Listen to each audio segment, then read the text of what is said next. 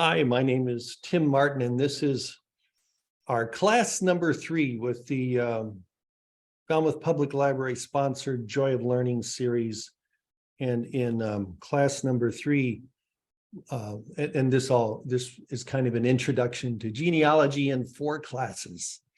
And so this third class we've titled something like Building Family Trees and Applying to Lineage Societies. Those are the 2 general topics we're going to cover, and I'm going to cover the former, and Ralph Wadley is here, and he's going to cover the Lineage Society topics. And so let me just go right ahead and share my screen here. So this is our class number 3, and remember also there's a handout which is available at our Falmouth Genealogical Society website that Clyde probably is pushing out to you and you've seen in the emails. And the handout is in fact this PowerPoint with all these hot links or clickable links. So you can go back to this PDF, which is the handout, and you can click on various links to visit websites yourselves. So for this, my portion of the talk, we've got our goals are to build a family tree. It'll be a very short one, just to show what it looks or feels like. And on family, and we'll do that at Ancestry.com first. And at Ancestry, people build their own private family trees. That's a characteristic of Ancestry.com. So we'll create our own standalone tree.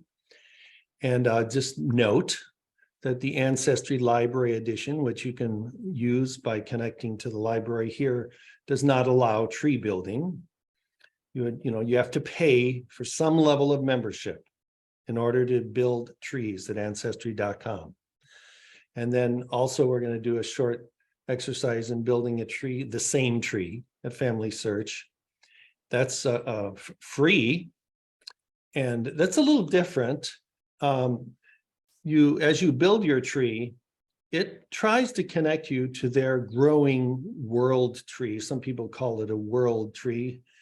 Obviously, it's very short of encompassing all the population, but they're basically trying to have all us working on genealogy and trees to kind of cooperate and join our trees properly where they do join. That's families, one of their one focus that they have that's very helpful in some ways. So and then we will, if we have time, we'll look at a few world tree efforts at other websites. So some of the summary points that I feel that you should take to heart are that start with yourself. Some people come in and they want to start building their tree from their great-grandfather or something because they have questions there. But we advise in general that you start with yourself to essentially build the proof that, for instance, your grandfather, the person who you think is your grandfather actually is. It'd be nice to confirm that in the process. And so, or at least say to yourself that you want to start with proven info. You don't want to build a tree that starts with a faulty assumption and go to all that effort. So I'm just encouraging you to start with something that's really proven, like maybe yourself. And then you then take care in assessing other trees and the information that you collect. And also another thing that I think is very helpful, don't only do your pedigree, your immediate bloodline, but it really does help to pull in the whole family groups, all siblings in a family, because it's so often you'll find that some hint that you need, say, is buried in the obituary for your uncle, but not your father. And so, so if you go, and I can't tell you how often that happens. It really helps to, cast this broader net that will pull in more information. And then if you do build your tree online, we think it's important to back it up somehow. And so we're suggesting here 3 different products: Family Tree Maker, which does sync with Ancestry.com and FamilySearch. So so as you make changes on one side or the other, you can synchronize your effort that's locally at home on your laptop or desktop with your work that you have done at Ancestry or FamilySearch. And it also does save the media files, like if all the census records and stuff that you pulled in as sources, those images, at least for Family Tree Maker, and I'm not sure about Roots Magic, but those images do get saved locally on your laptop. So if you decide you're tired of paying Ancestry.com, you can keep all those images of records that you have found. And so Roots Magic, and basically, you can come to our Tuesday help sessions, and we have people that work, like Gary Gates. He's switching over to the Legacy Family Tree. He's one of the helpers. Ralph Wadley is one of the helpers on Tuesday. He uses Roots Magic. I use Family Tree Maker. So, come in if you want. We can talk about these different. I'm not going to really talk about them here, but I'm just giving you some options there that we know work for backing up and maintaining your tree at home. So I said we're going to build a tree or 2 trees, and so I decided, well, where to start. I picked this obituary, and so this is for someone who died in 2022, a Patsy Elliott, and it lists, when she was born, who her parents were, and it lists her husband and when they were married. And then down here at the bottom, it lists a son, Gerald Buddy Elliott. Just for the fun of it, I'm going to start out with the root of the tree being this son, Gerald Buddy Elliott. Okay, I've saved this. I got a printout of this obituary right in front of me here. And I'm going to move away from this slide, but I'm going to refer to that information here. So we're going to, as I said, we're going to place the son, Gerald Bud Elliott, at the tree base. And as you notice, he died before 2022. And this was Monroe County, Indiana. I'm sorry, we should go, that's where his mother and father were. And I just speculated to myself, well, if I go to findagrave.com and I enter Gerald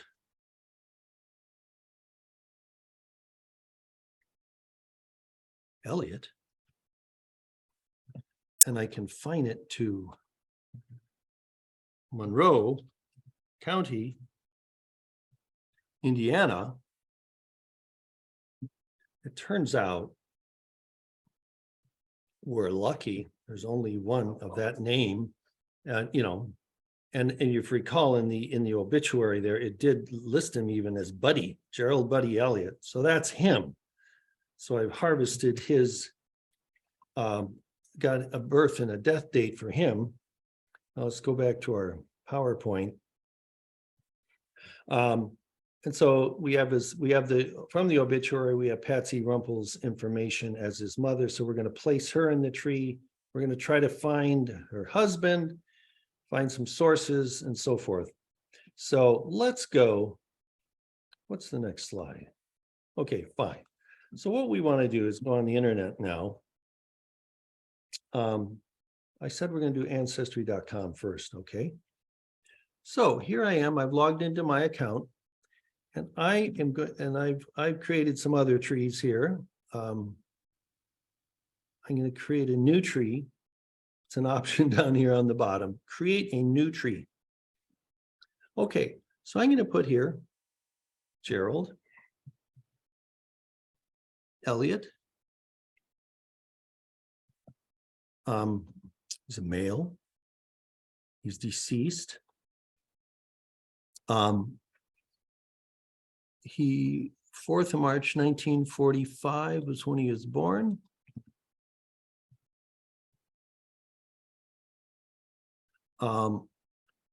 And I don't really, for the moment, I'm gonna assume he was born in Indiana. That this is, this is something you often have to do.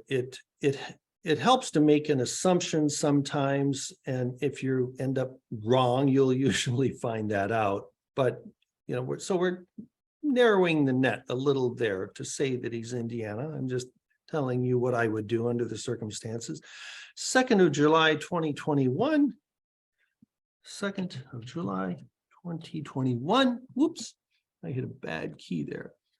2021, and I'm going to say he died in Indiana also. Actually, I think his okay.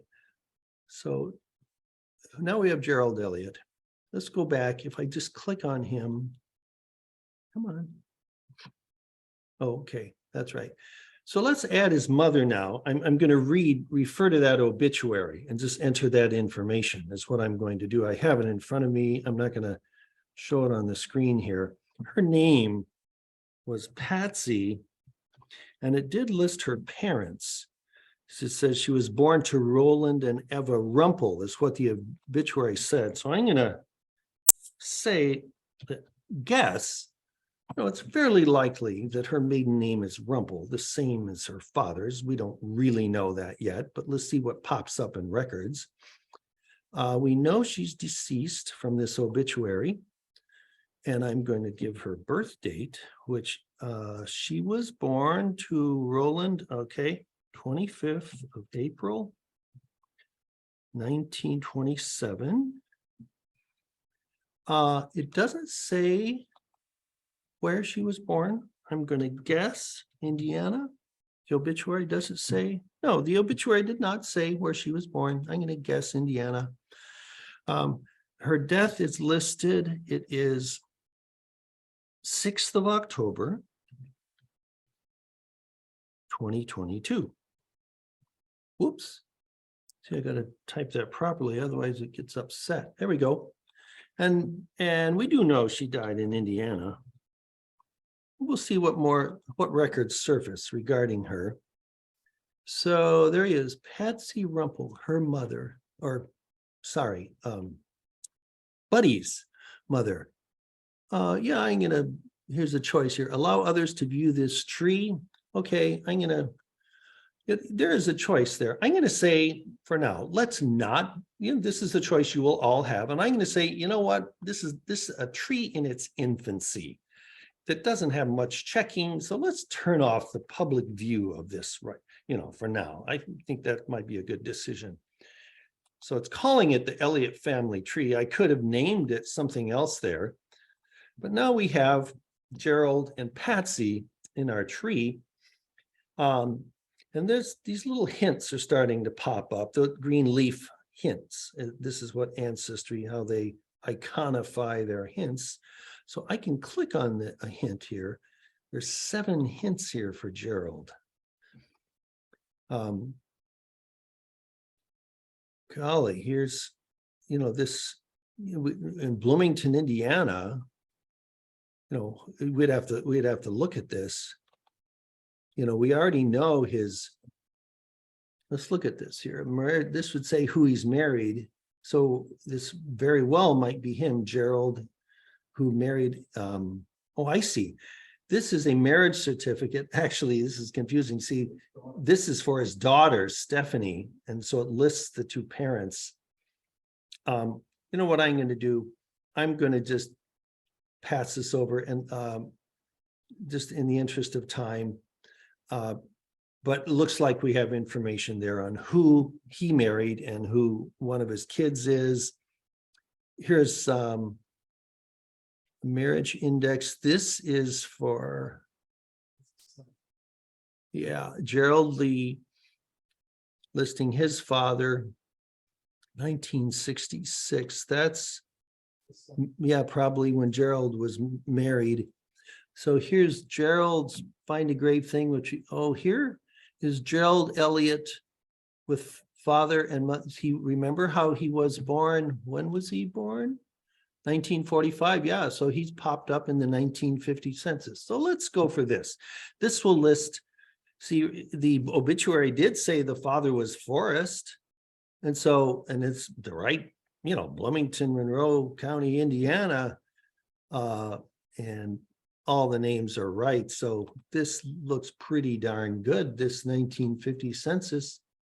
So here it's showing us now some of the indexing that's been done on the census record, and in order on the paper, you can see that there's these individuals listed. It's always helpful, I think. Let's just take a moment and actually look at the census record itself. I can just click on it here. Man, I keep on clicking the right button. So here's it's loaded up, the 1950 census. There it is. It's highlighting our individuals. Forrest Elliott, his father, 25 years old. Let me zoom in for you guys. Patsy, his wife, is 3 years younger. And there's Gerald. And here's this Marcia that you saw in one of those earlier records. So that's their family. So I'm just going to minimize the image. And so I'm going to say, this is a personal preference here. Would you like to save this information? The new way that Ancestry sucks in the information is to click yes here. And that is fine and dandy to do that, but I am old school. I like the old way of pulling in the information. And that is done by clicking here, view record page. And so let me show you how that looks. There we go. So, whoa. Okay, here we go. And now I can say yes to pull it in. And so this is your display you will see when you're pulling in information to Ancestry. On the left is information that's offered by the document that you are considering. And on the right is information that you already have in your tree. So it's important to compare. Looks like, in fact, the obituary doesn't list his middle name. I'm looking at it. But this 1950 census says, this really is Forrest and Patsy. This is the right family. So if I click here, if I click this box, you see how Gerald Lee Elliott just populates over here on the right. Certainly the census reported that he was born in Indiana. Okay. We've got a refined, fully defined date here. The census record did not allow that, did not have that. But now we can suck in his father, which we know is Forrest, and through the obituary. And here, this is another important step that, watch what I'm doing here. I'm going to go back down. Here it's listed Indiana as a place of birth for Forrest. And I think it's important to standardize locations. And Ancestry has wonderfully allowed you to just click on this box, and it provides you standardization of locations. So it adds USA for you if I just click on the box. So there's what we've sucked in for Forrest. Here's his mother, Patsy. And in the census record, of course, she's married and listed under her husband's surname. But we, in fact, have already through the obituary, we know her proper maiden name. And it is convention in genealogy to maintain or, to pin the maiden name to every woman. And then as she's keep the maiden name, her birth name. Maybe even might be a better way of saying it. So here's children now of Forrest and Patsy. It says other children, siblings of Gerald. So I don't have anything on that. So there's nothing here. But if I just click on this box, it pulls it over. And so this becomes known information that I've harvested now. I standardize the location. Terry K, another child. I click on it, standardize the location, and there we go. I can save it to the tree.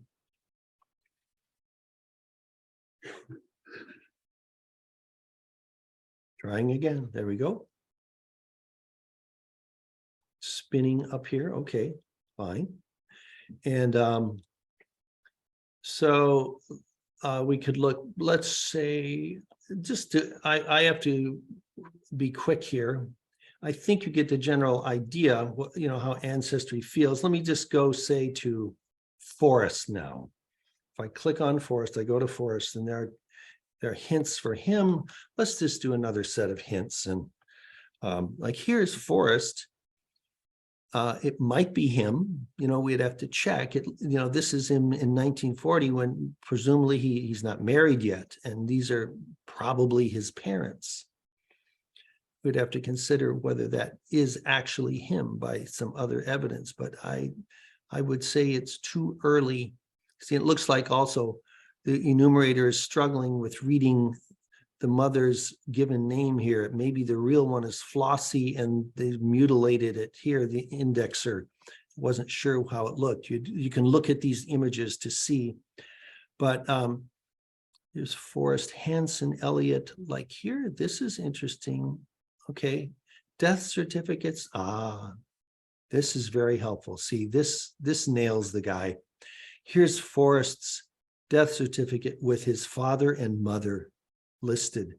So this is very nice.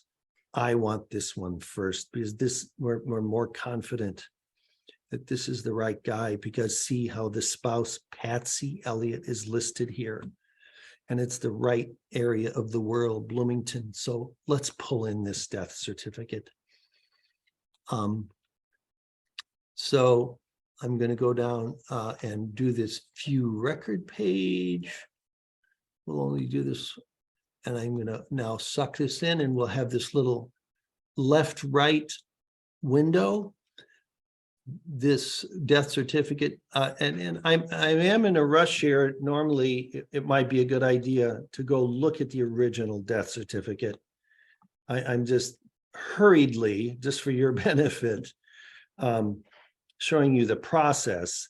Now, here we go. Now we have a county for birth. And so I'm going to want to standardize this.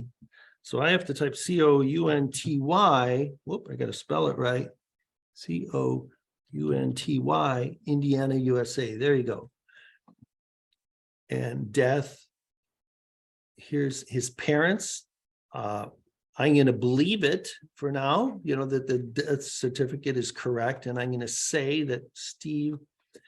And now Flossie, oftentimes I find that the maiden name of a woman of a mother on a death certificate is not properly indexed. So we know she likely had a different surname. So I'm not even going to suck in the Elliott there. I'm just going to call her mom or Forrest's mom. I'm going to call her Flossie. And then here's her Patsy matches with his wife that we already have. So I'm going to do one more thing on Ancestry before I go over to show you the process at FamilySearch. I'm hoping that, unfortunately, let's look at that death certificate and see.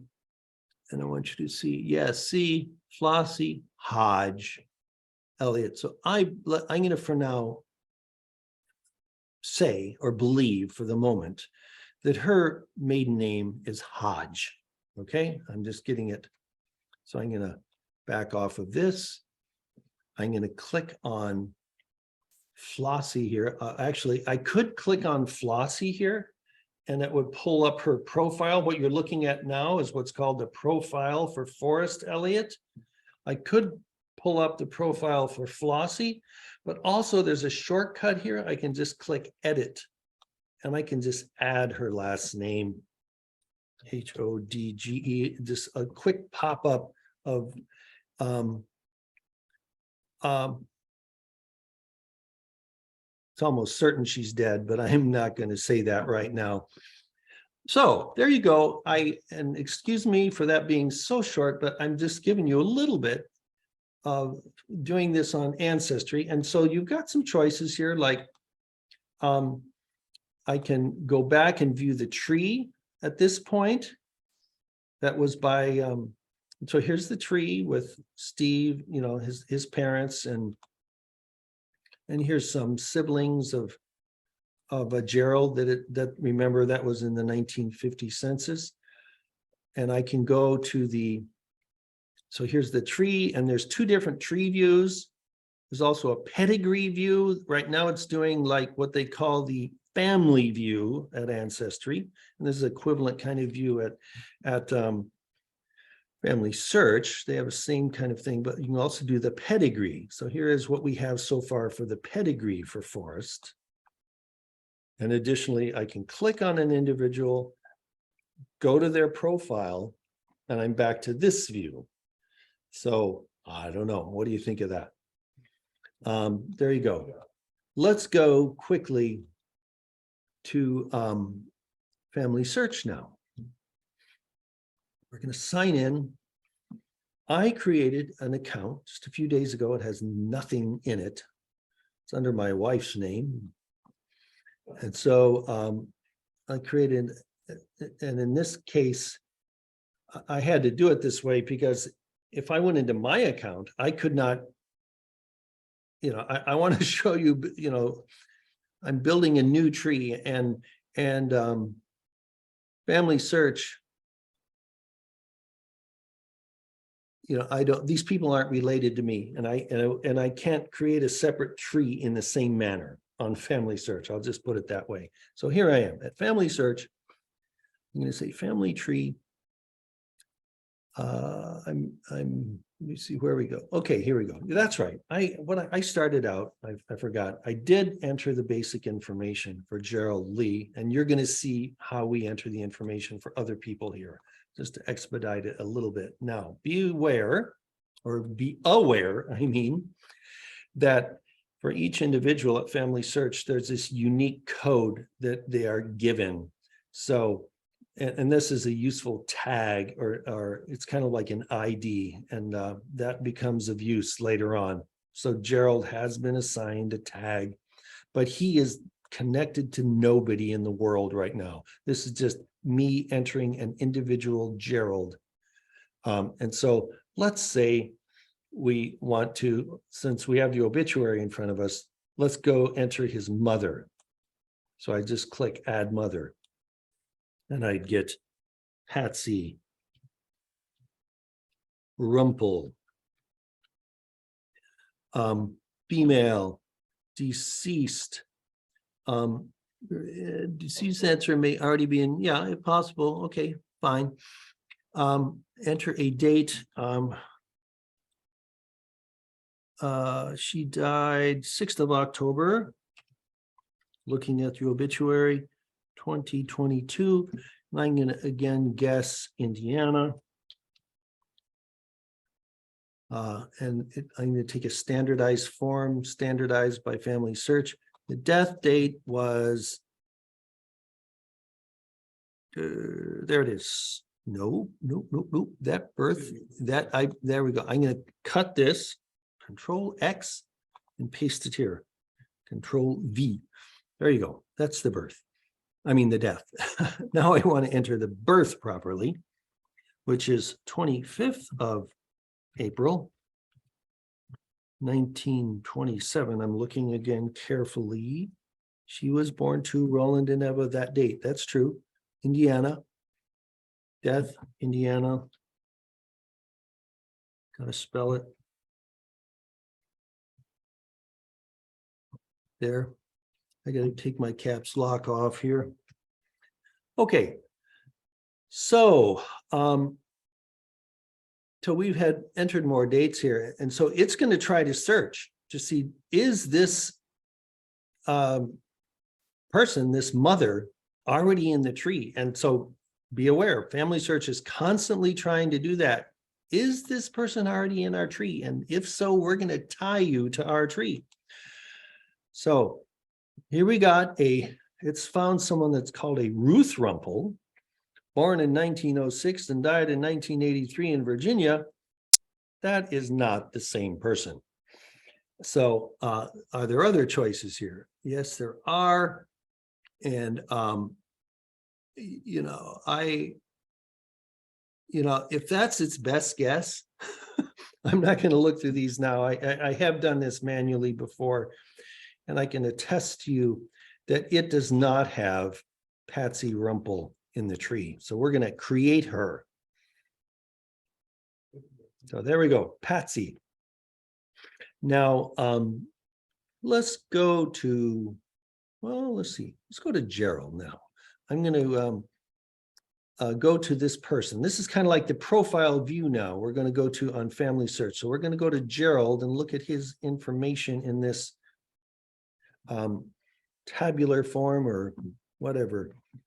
And do we have, and over here on the right, I want you to know is where the hints appear for FamilySearch. So it has one hint that FamilySearch found, and just like Ancestry, it found him in the 1950 census. So what you do when you see this blue hint is you just click on the name. We're going to do that. Gee, I think it's just me clicking buttons bad. Access denied. Oh, okay. You know what? I think that's right. I've ran into this. That's okay. We're going to, so we have a hint here.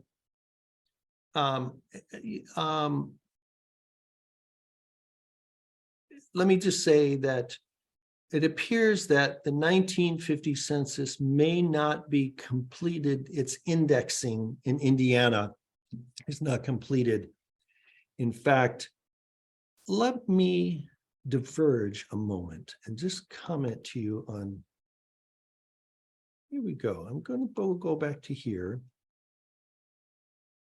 Like, look here, note the status of 1950. See, I was prepared for this. Note the status of 19 census indexing for FamilySearch and Ancestry. So if we go to FamilySearch, and here's the FamilySearch page for 1950 census. It says that Indiana is not yet completed. Now, however, it's true that it found that hint, but all I can say is there's something going on with indexing right now at FamilySearch that it found it, but it's not digestible yet by a user on FamilySearch. So I'm just going to leave it at that. So let's go back now to the tree. And so we can do that by up here, I can click View Tree. So I'm going to go back to View Tree. So we tried to look for hints for Gerald, and there was that only one. Now here's some hints. So let's go to Patsy now. So I can click on Patsy. Come on, there. Go to her as a person again. And now there's several hints for her. Here's marriages. Let's do that one because we know who she married. And so here's Forrest Elliott.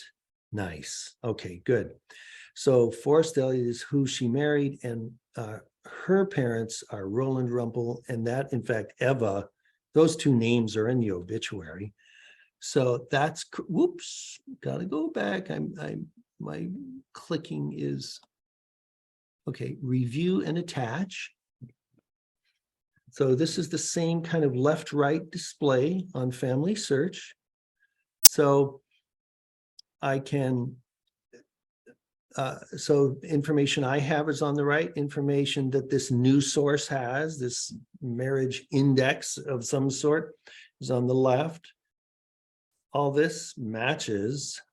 So now it gives me more real confidence that I'm on the right Patsy Rumpel. It's adding this residence of Bloomington at the time of marriage. I'm not going to worry about that right now. But here's Forrest. So it's going to pull in Forrest, and it gives the marriage date. And in fact, the obituary did list this marriage date, I see. So that's correct. And it's going to attach that already. And these other names, I'm just going to ignore. So I'm just going to click attach here. Whoops, I'm not even sure I clicked the right thing there. Yeah, I did. I did. So let me go back now to the tree.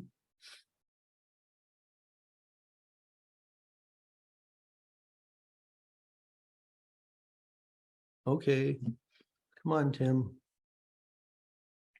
Return to record. I don't use FamilySearch as much.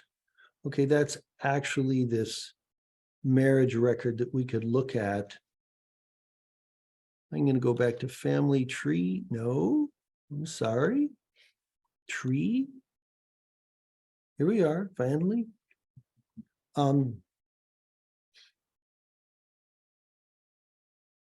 Patsy Rumpel. I'm going to go back. We've got that one source. Come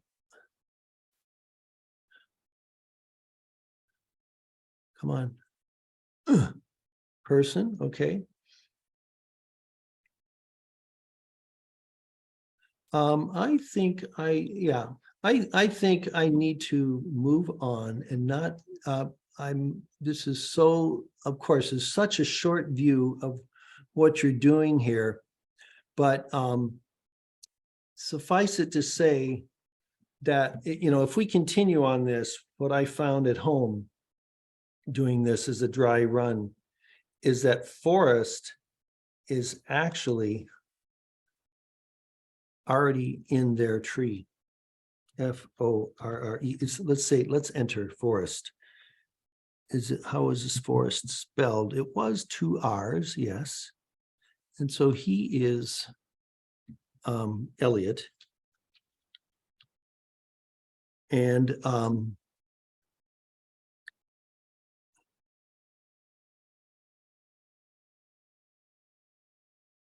it gave a death. Okay, it said that he's deceased. We know he's deceased from the obituary. Certainly from Ancestry, we found out more about his death. But I'm going to try this next, just to add it. All right, and we are lucky. See, all I added was Forrest Elliott, and in fact, it's found this match that's already in the tree. His parents are, remember how Flossie Hodge was his correct mother? And so this is the correct Forrest, and he is already in the FamilySearch tree. So at this point, we're being forced immediately into a connection to the world tree. Isn't that nice? So add match, there's Forrest, and you can look at what is sucked in about Forrest that's in the world tree. Let's do that briefly, and maybe then we'll go on. So let's look at this Forrest that's in their world tree. There's these sources here.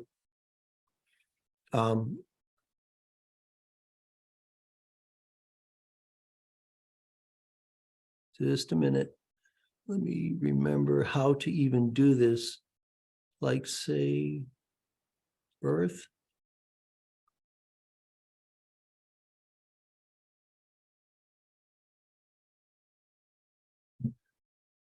Yeah, I'm sorry. I'm not expert enough at FamilySearch to do what I want to do right now. And I don't want to waste your time either. But what has happened here, let's go back to the tree view, is that we've, and here you can see now in the tree, it's attached Forrest and his parents and their parents. So we've already merged Forrest, you know, we've already got this connection to their world tree. And so if you were diligent, of course, you'd want to look at these if it was your family and see if anything needs to be corrected or added or changed.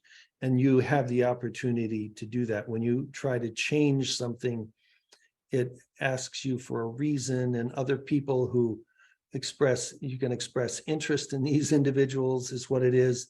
And so if other people change information on this individual, you'll get a notice. So that's kind of what happens. But that's very, very quick, I admit. But it was an example of starting to build a tree and almost immediately getting this link to the world tree. So let me go back to my PowerPoint and see where I am in this process. Go to the next slide. Yeah, I'm going to do this one other thing. I want to show you, I don't think I had time for this in a previous presentation, but I want you to see something about FamilySearch. If I'm going to go back to, yeah, so I'm going to log out of my wife's account on FamilySearch. I'm going to sign into my account, which is here. I think that's me. Find out immediately. Okay. So this is me, my FamilySearch account. So now I'll go back to the PowerPoint and I'll click on this link, or, you know, I'm sorry, this is a better way to do it. Go back to FamilySearch. I'm logged into me. If I can say activities, like where one of these will lead me there. Where am I from? No, that's not what I want to do. What activities again?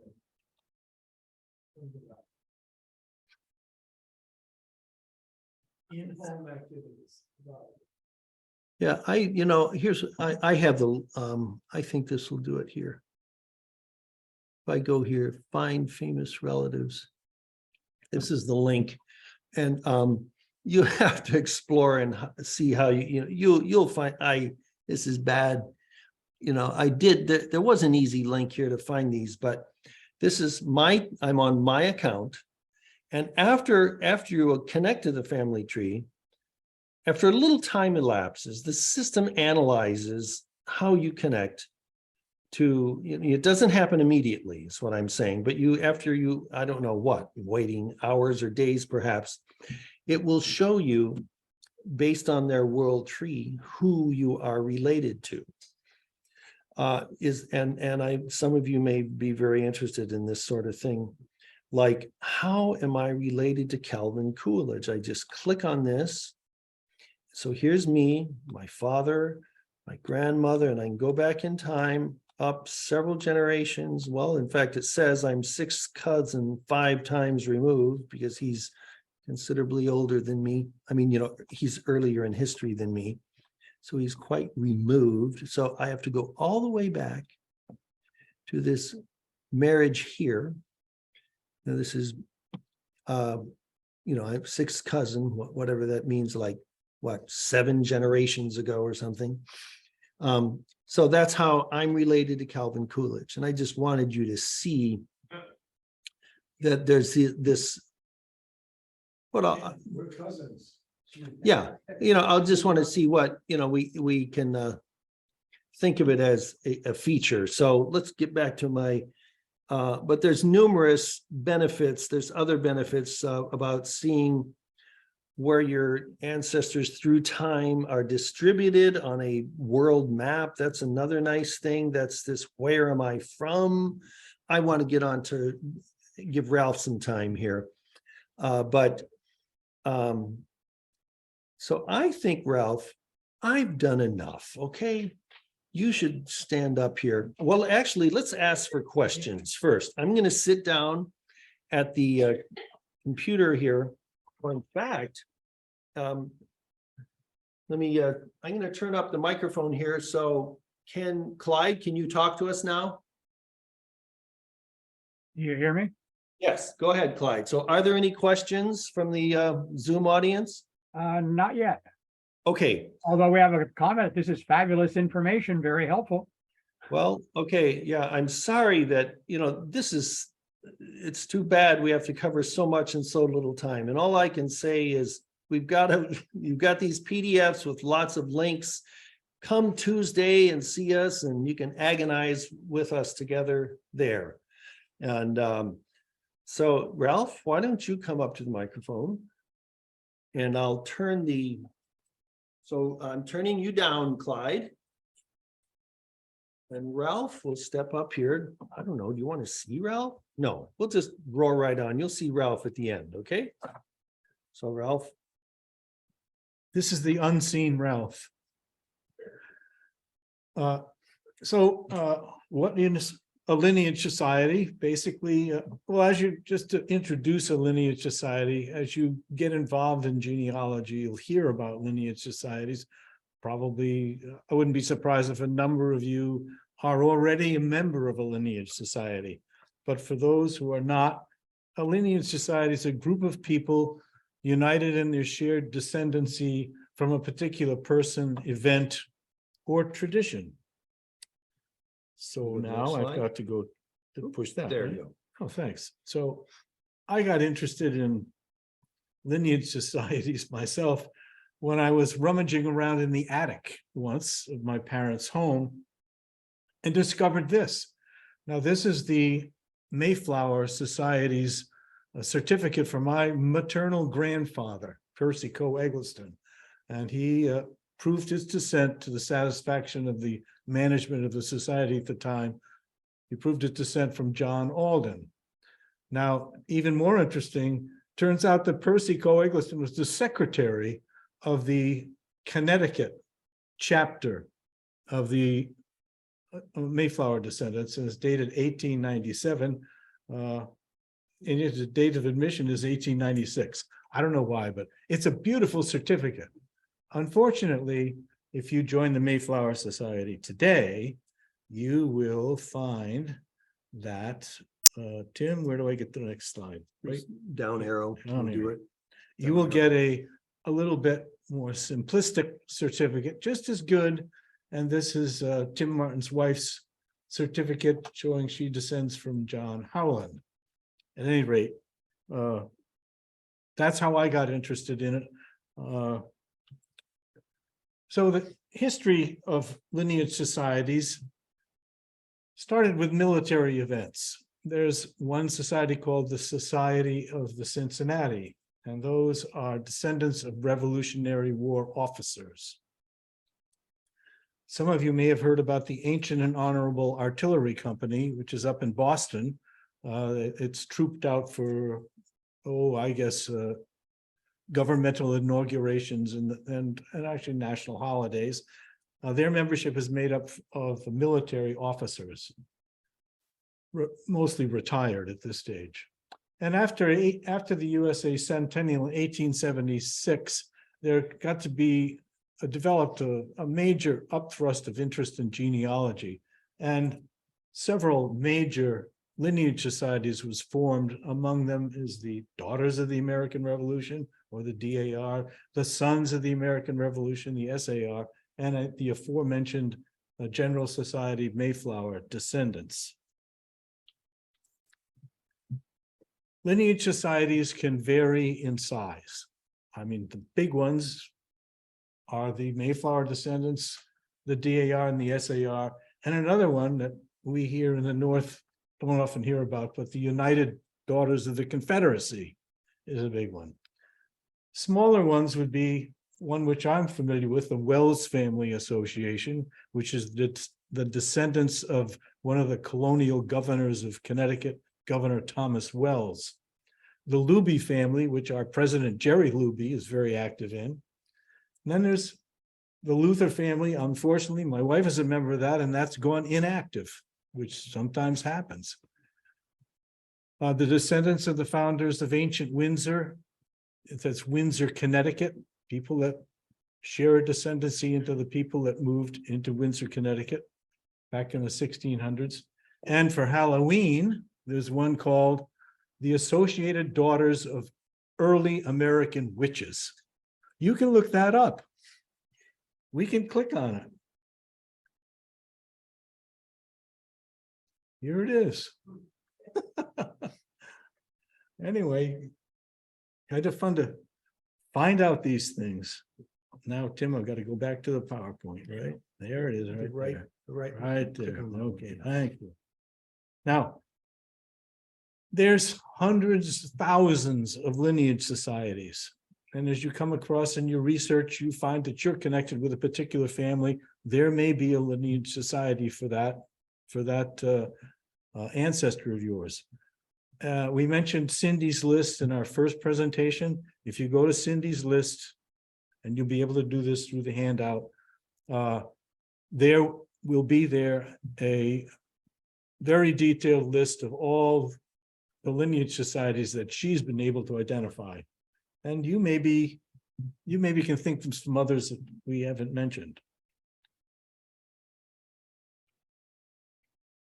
Now, why would you want to join a lineage society? Well, you might want to have bragging rights. Get a little pride out of it. You get access to their publications and meetings. You can meet people with your shared ancestry. And you can pass on membership capability to other family members sharing that line of descent. And to me, as a rather aged genealogist, I wanted to set markers for my children and grandchildren or nieces and nephews in case they wanted to also join a lineage society. So I have helped my daughter-in-law become a member of the Mayflower Society. She is a descendant of a different Mayflower passenger than me. And I have helped my niece join the Daughters of the American Revolution, using the same ancestor that I had to join the Sons of the American Revolution. But now we have markers within these particular organizations that your descendants can use if they are interested to join that organization. That was valuable to me. Now, there's a cost to joining a lineage society. There's a cost of application. There's a cost to renewing your membership every year. And there's a cost to assembling all of the information that you need to make the application.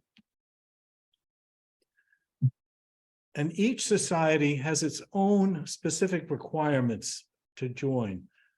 Some societies are very simple. The Wells Family Association, for example, only needs you to list your line of descent back to Governor Thomas Wells. There's not much proof required.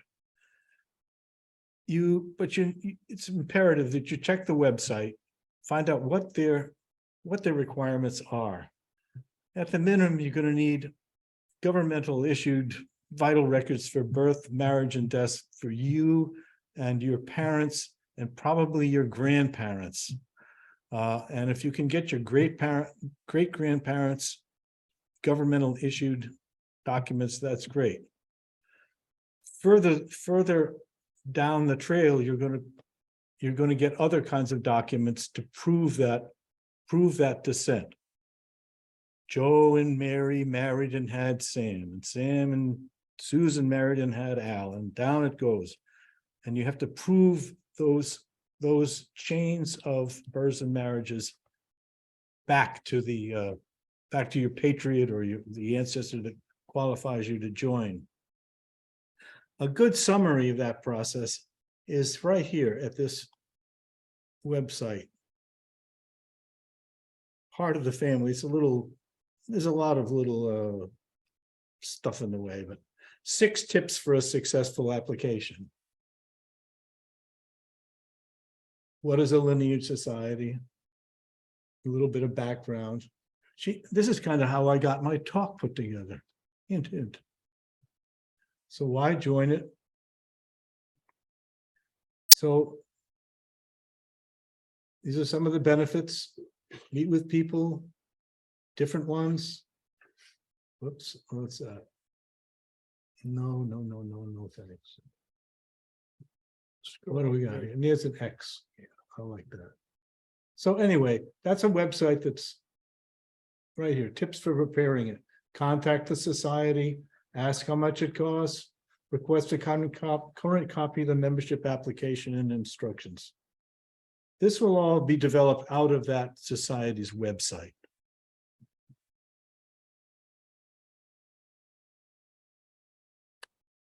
Now, the Mayflower Society has some free webinars and also a getting started video, which even if you're not going to join the Mayflower Society, would probably be a good thing to look at if you're interested in another society.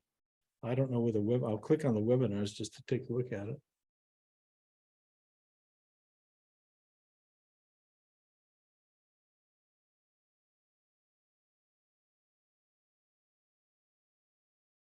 Yeah, that's the list. Application do's and don'ts. That would be a good thing to look at, but just so you know. This is well, these are good little talks on general research.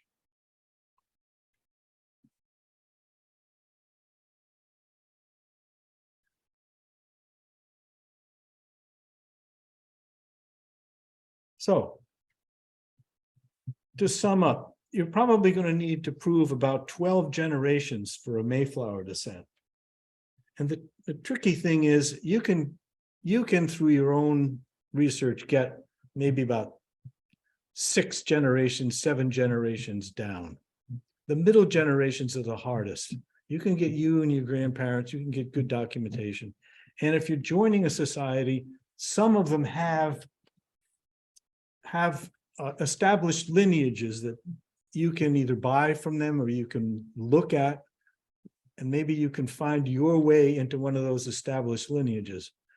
The Mayflower Society, I'm unseen, but the Mayflower Society has silver books, which go through the first 5 generations of all the people that arrived on the Mayflower. And if you can hook yourself in to that one at the 5th generation, you're golden, because all the rest is proven it's holy writ to them. Yeah, and these are all at the Falmouth Public Library. Yes, they are. Full set. They're all full sets at the Falmouth Public Library. Other, I know that the DAR has a list of their established patriots, ones that they already have established documentation for. And if you could hook into that line, that'll make it easier for you and them. So go to the website, see what they want, see how much it's going to cost, see whether you would really want to do it, what's the benefit to you. And if you want some help with it, come see us on a Tuesday afternoon. We've helped several people get into Lineage Societies. So we look forward to meeting with you.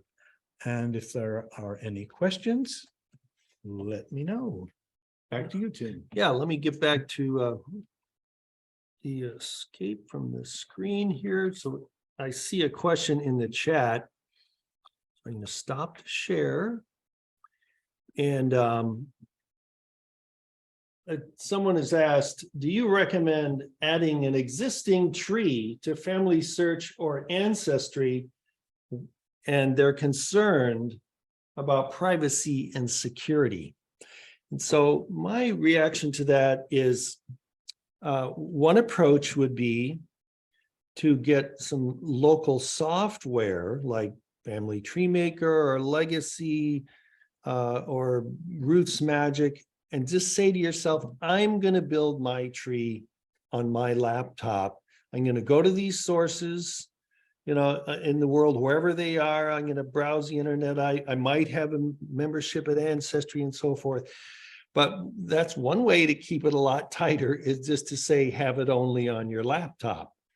Another comment is Ancestry does allow real strong controls on keeping a tree private or public. And you can, and you know, we can talk about that at, you know, at greater length at another time, but Ancestry does have control over the degree to which your tree is visible to others.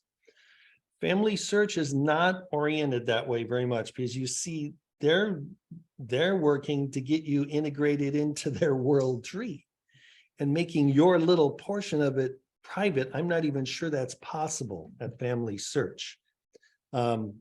You know, but admittedly, I'm more familiar with Ancestry, but so that's my reaction, is either build your copy locally on your computer, or do it on Ancestry and just mark your tree as private. I don't know if is that helpful? Maybe I'll turn on the microphone here we're now able to listen to Zoom people if they want to ask a question or any comments. Yeah, Tim, I just put up, this is Clyde. We didn't discuss MyHeritage, which is the other big commercial site. And they also allow private trees. Like Ancestry does. Yeah, and I've one of also heard recommendations from people that you can put in a very sparse tree if you want, especially if you want to get DNA matches back, but you don't include anybody that you're concerned about privacy. yeah, that's right. One technique.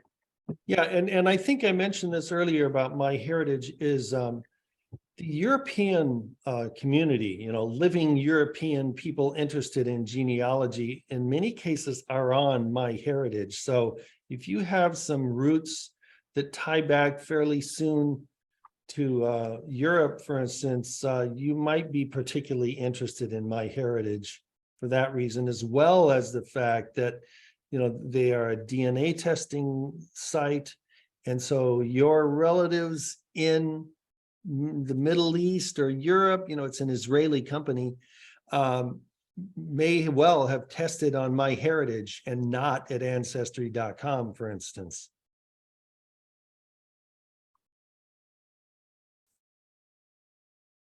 All right. I'm going to shut off the recording now. How about it?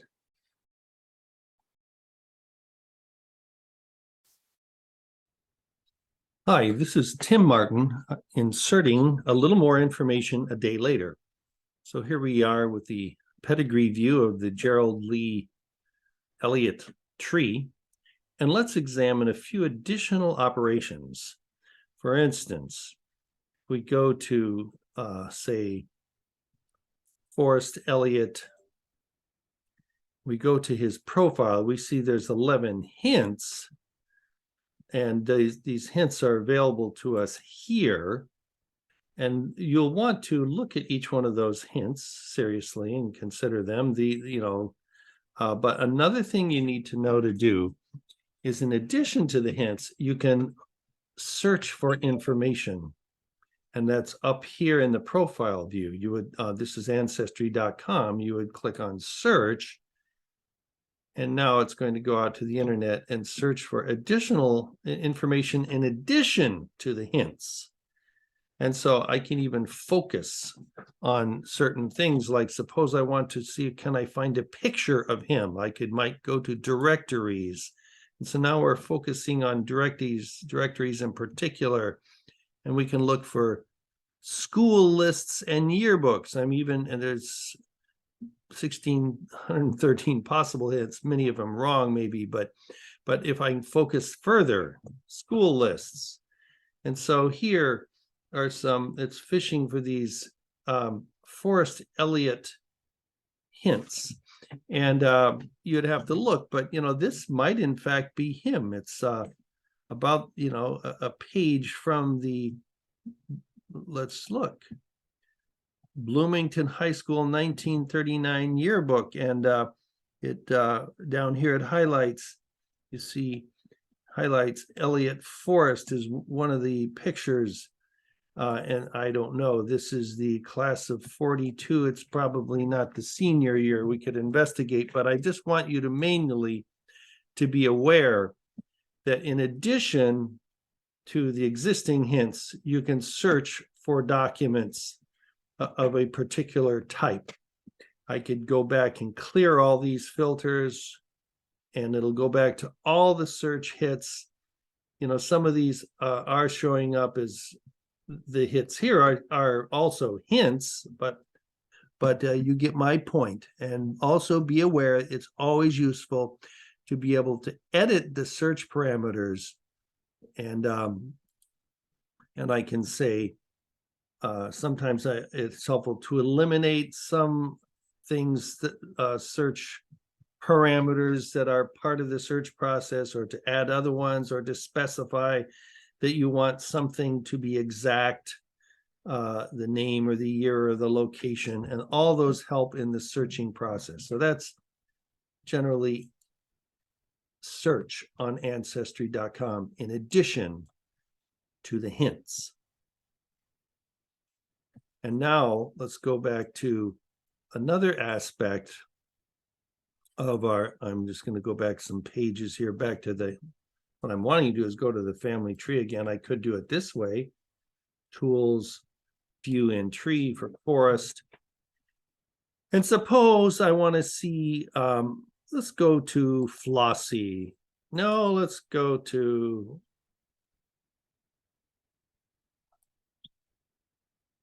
here. Patsy, like for instance, we did know who Patsy Rumple's parents were. They were stated in the obituary. Let's look here. It sometimes gives you potential parents. So let's look at, and since we actually know Patsy's father was Roland Rumple from the obituary, let's just look at this potential father. This is one thing you'll be confronted with, is potential things. So we can look at, let's do this. At this time, I'm going to do add manually. So, oh, I see that offers, I'm sorry, that offers me the information if I know who it is. But in this case, what I'm trying to demonstrate is review this particular one. It does list Roland with a slightly different spelling, which is entirely acceptable in this case, just adding that H. And so if I want to, do you think that this is the father? Yes, I think it is. So, it's just added that entirely now without my ability to inspect the details. So it behooves me to go look at what all it's added now to this Roland. So mainly what it's added, I guess, is the birth and death date automatically. And that is it. That's all it's added. So I'd have to now go to the hints perhaps for this Roland to further develop the case that this really, like, you know, will I find Patsy in the house? Here's a Roland with a Patsy in the 1940 census, and the mother is Eva. That surely, you know, like the obituary, affirms those names in this location. So I could, for instance, this 1940 census looks really good for Roland, his wife, and his children at that time. Here they are lined up. There's someone else in the family who's probably some relative. We should look at that directly right now by going to this view. And Roland, if I zoom in here, here the highlighted portion. So there's a Frank Crone who is brother-in-law of the head of house, which means this is the brother of Eva. So that's a great hint for finding Eva's family now, that Eva has a brother named Frank Crone, and it may be that Eva's maiden name is Crone. That's a possibility. So this looks interesting. I'm not going to digest the Frank Crone part at this moment, but I'm going to go to this view record page of, as I like to do, view record page. And on the left right display, I see, so it is going to indicate, yeah, I don't know, you may recall that in the 1940 census, they are asked where was, you know, where your residence was in 1935. And there he's reporting, the informant is reporting in, you know, probably they're saying the same location. We'd have to look back. So here's Eva, spouse of Roland. Now, we don't know, you know, she's married and has taken the name Rumple. So at this point, you know, it might be Crone. I'm not going to say, I want to look for better evidence for that right now, but for the moment, I'm just going to ingest her given name, standardize these locations. Here's Patsy. The birth date on the Patsy in this 1940 census, it certainly is as might be expected. Actually, in the I've seen somewhere that her middle name was Lee, and I'm going to add it here. Here it reinforced that L reminded me that elsewhere I saw a Lee for her middle name. And so here's a sibling of Betsy, or a child of Roland and Eva, Betty Jo, a female. Standardize the location, standardize the location. Another sibling, Belly, I think that's probably mutilated. We can go back and look and correct it ourselves.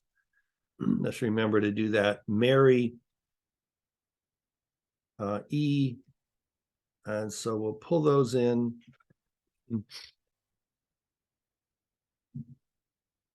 Taking a few moments. Now let's go to, so these are different dates. Now let's go to the 1940 census and resolve what that third child might have been named. The indexer thought Belly. So there's a daughter and a son. I'm going to say that's Billy for now. I bet I can hover on this item, can I? It came up briefly there. There, Belly is how the indexer said. I'm going to correct that myself in my record. And so I can just do edit.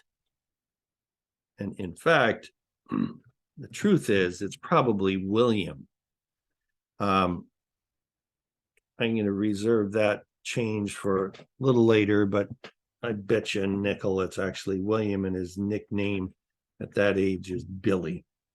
So there you go. There's some additional work with building a family tree on Ancestry.com. This is Tim Martin inserting yet another short video segment a day later. I felt like on FamilySearch.org that we should show a few more things to be helpful to you. And so here we are at the pedigree view of the tree that we've been building at FamilySearch. And let's do this just to learn a little bit more, see things a little bit more. Recall on the obituary, we did have Patsy Rumple's parents, and also remember when we typed in information of the name of Patsy's husband, Forrest, that we found that this Forrest Elliott already existed in the FamilySearch world tree, and we just attached it. And so we had all these pedigree ancestors and even probably siblings of Forrest that were automatically a result of attaching Forrest. The ancestors of Forrest were already part of the world tree.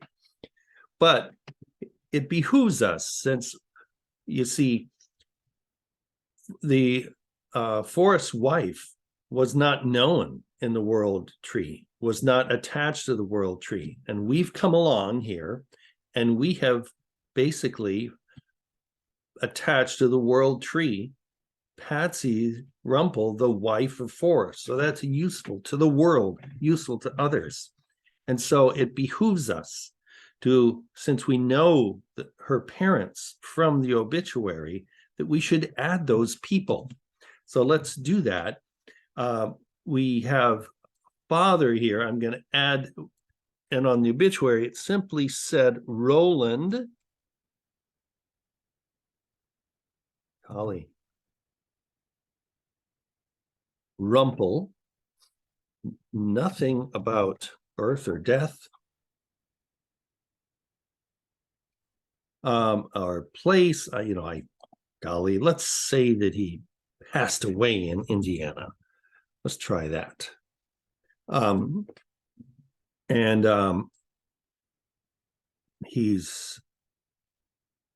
Let's say he's deceased.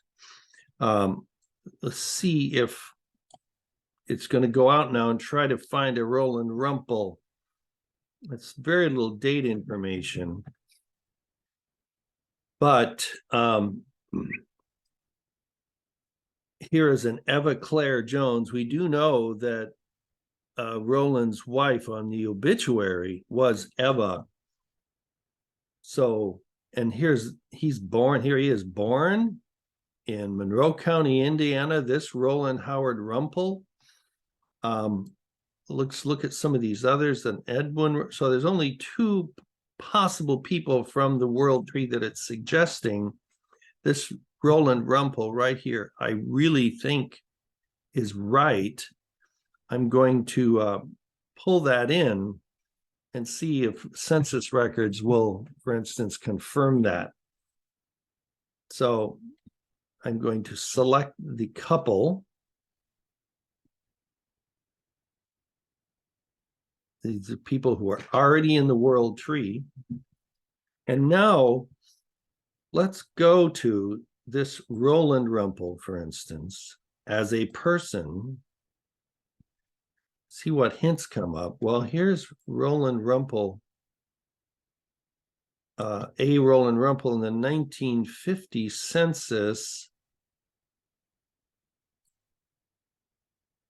Okay, we have the same problem. The 1950 census is not, apparently I'm thinking, is not finished. It's it's indexing for Indiana, so this link is not behaving properly in the process. But so what we might do at this point, this is what I want to add to the recording here. Very important. In addition to the hints that you receive for individuals, you can also search records from numerous locations right here from FamilySearch. You can go to each one of these websites as you have memberships. You know, some of these are public, some of them are not. And so suppose I wanted to, let's first start by searching within FamilySearch for additional information about this Roland Rumpel. We only have one hint so far, but I bet you a nickel, if we do a search for more records, we're going to find useful stuff.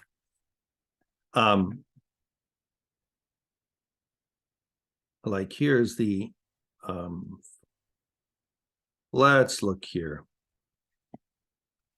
Roland Rumpel.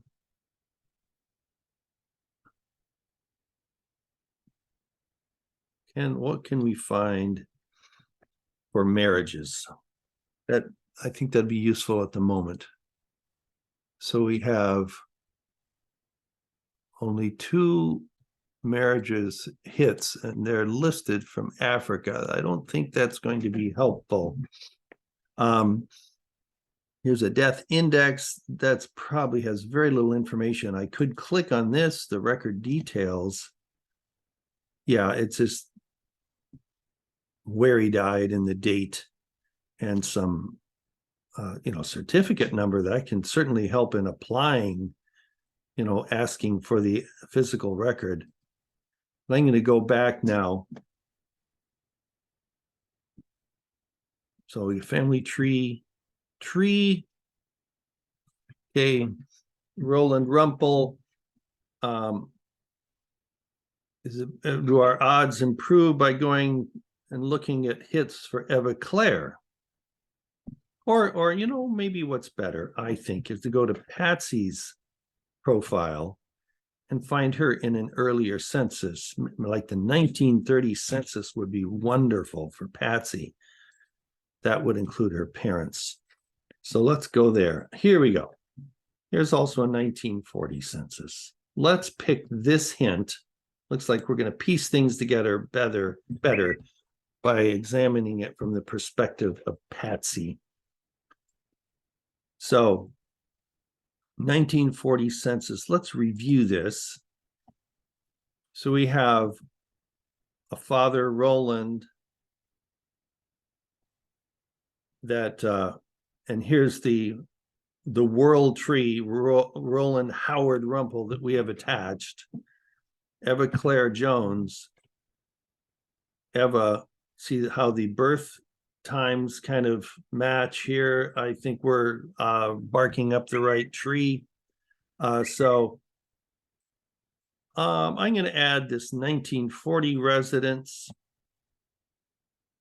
And we've got these children. We have Bobby, Billy. Here it was indexed properly. And incidentally, notice that it pulled in from the world tree these two siblings that belong to Patsy.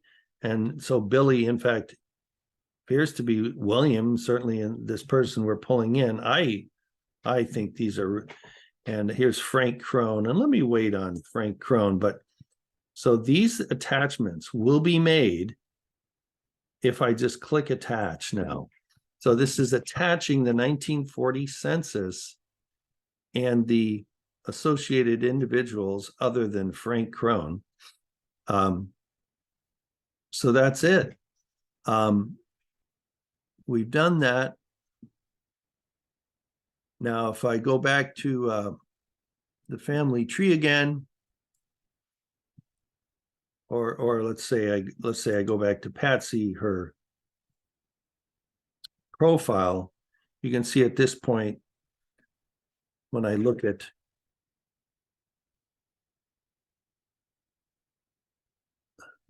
sources, you can see I have the 1940 census at this point as a source, and the 1943 Indiana marriages, 1811 to 2019, that's the collection name. And we can't, so as we proceed, we can view sources, but let's go back to Patsy's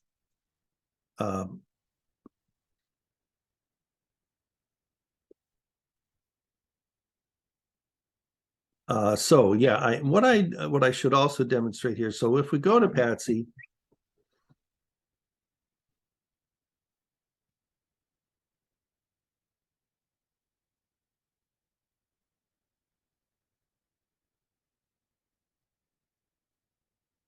here's what I'm looking for. It's under the details tab. I'm back to the point where I can search for records elsewhere. Like if I have a membership at Ancestry, I can click on Ancestry. You are leaving FamilySearch. Do I need to log in? Yeah, see, it's already detected that I've logged in. So I have it set for auto login from Ancestry.com. So it's directed me immediately to hits on FamilySearch. Like here's a birth certificate for her. Nice. Patsy, the indexer thought Lowa, L-O-W-A, I'm not sure, whatever, but here's Roland Rumpel and Eva Jones. There you go. We're picking up a confirmation of the maiden name of Patsy's mother. And so I like this. It's Bloomington, Indiana, Monroe County. So let's save this to a person in your tree. Okay, that's saving it to my Ancestry.com tree. So this is interesting.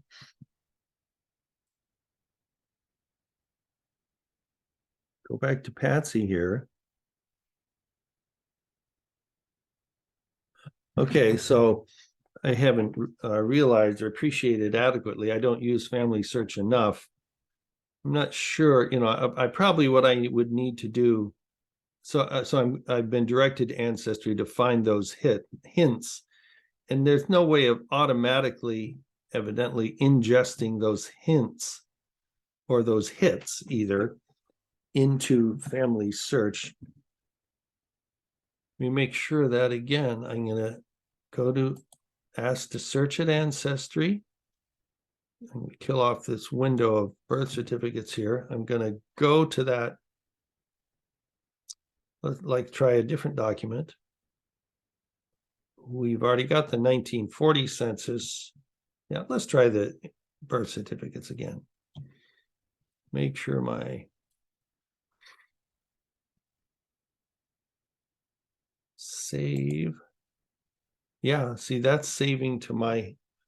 So, okay, so it looks like when I take these hits that I was directed to Ancestry.com, they will not ingest automatically into FamilySearch. I probably need to save or download the images of these documents or something.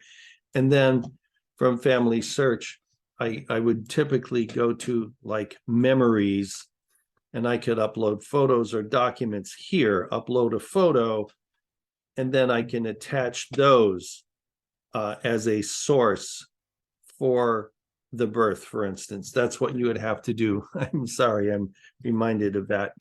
A little bit painful process, but I at least want you to know that FamilySearch does provide these links to searching elsewhere. Whether or not there's any kind of automatic integration of hints into FamilySearch in these other sites, I don't know right now. I don't use FamilySearch enough. But let's ponder whether or not I run on and on enough here.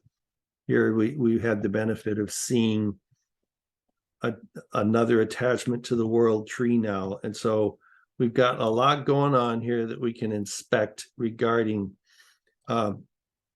ancestors now of Gerald Lee Elliott.